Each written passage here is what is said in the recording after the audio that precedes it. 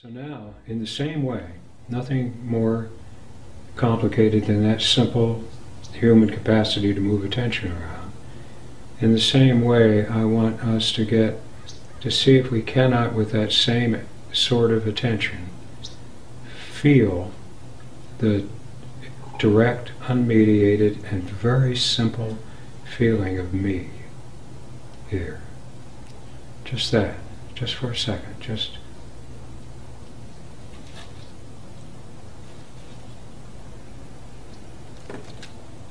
Now in this effort, it's not even as simple as it is in the other cases, probably because it's too simple. What I'm asking us to get a direct conscious taste of is you, and you're here all the time, and you don't do anything. You don't have any quality other than the fact that you feel like you. That's your only quality. It's the only thing here that's identifiable as you.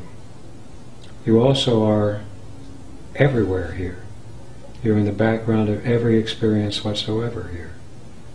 So that the very fact of the spread of your presence here, the ubiquitousness of your presence here, makes it difficult also for us to focus attention on that feeling, the feeling itself being so tenuous, and it being everywhere at the same time makes that difficult. Sometimes the effort pays off. Never is it possible to stay with the feeling of me for very long. It really isn't. I suspect that the reason for that is that A, I'm not very interesting. The feeling of me isn't very interesting. It's here all the time. And B, because the whole purpose of this power of being able to concentrate and move attention, the whole purpose of it is to look outward. Keep an eye on what's happening. Keep an eye on a rising experience. Keep an eye on what's coming in. What was here a little while ago, what might be here a little while from now. So that actually to try to get a direct taste. The amazing thing about this act is, though, that, and it seems almost self-evident, that you can't fail. You can fail to notice that you have actually made that contact, but you can't fail to touch yourself with your own attention. It's just not, it's absurd to think that it's possible.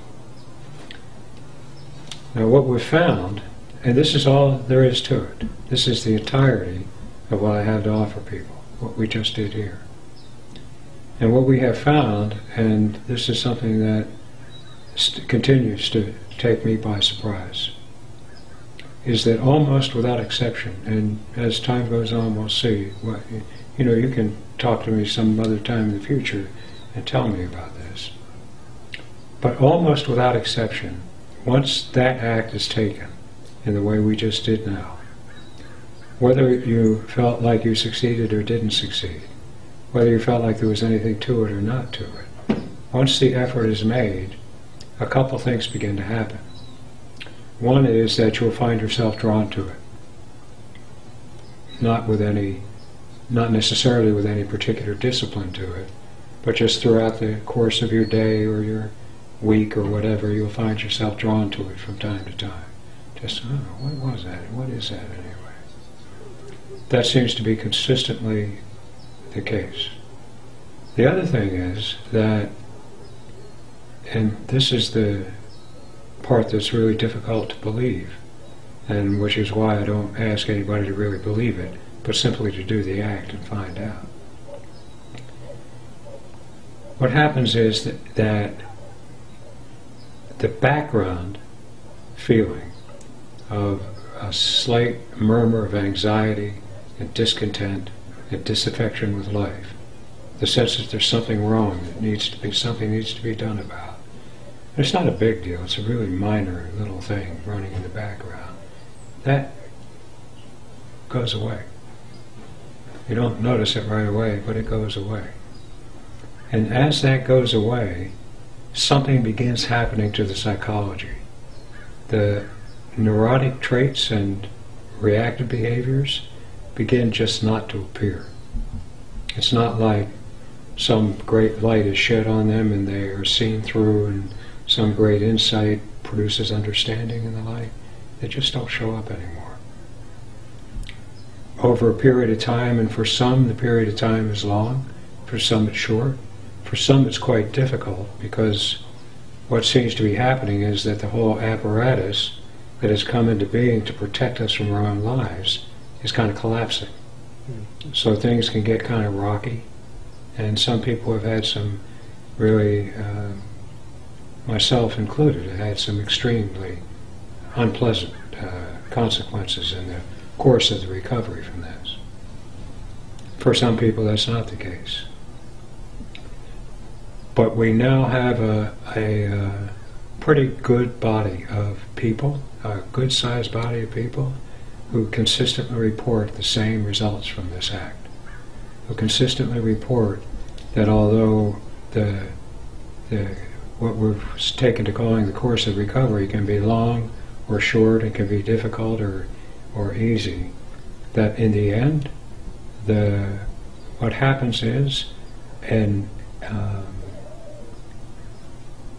vanishing of the sense of distance between you and me and my life, a vanishing of the sense of holding life at arm's length in order that I can keep from harm, or keep from making a mistake, or keep from thinking the wrong thing, or not miss the right thing, so forth. That whole kind of antagonistic relationship with life just disappears. I call it sanity. And well, you have to have that. You have to have the experience of sanity as a human being to see the richness and the wonder and the beauty of being born human, of being in a human life. Now, as I say, we have a whole bunch of people now, thousands, literally thousands, of people who report that this is the case with them. This is what's happening with them. And that it takes just that one look, and the outcome almost, well, I know of no exceptions. I'm assuming there are, but I know of no exceptions. Almost without exception, what ends up is satisfaction, fulfillment, an end to the antagonistic relationship with life, and beauty beyond description. So that's what I have. That's what I have discovered. There are a lot of when I talk about this, and when people talk to me about it, there's a lot of things that come up that about teachings and understandings and metaphysical positions and so forth. But all of those are not of much interest to me, because from my experience, reality speaks for itself. And that once we are rid of the disease that keeps us at arm's length from our own life,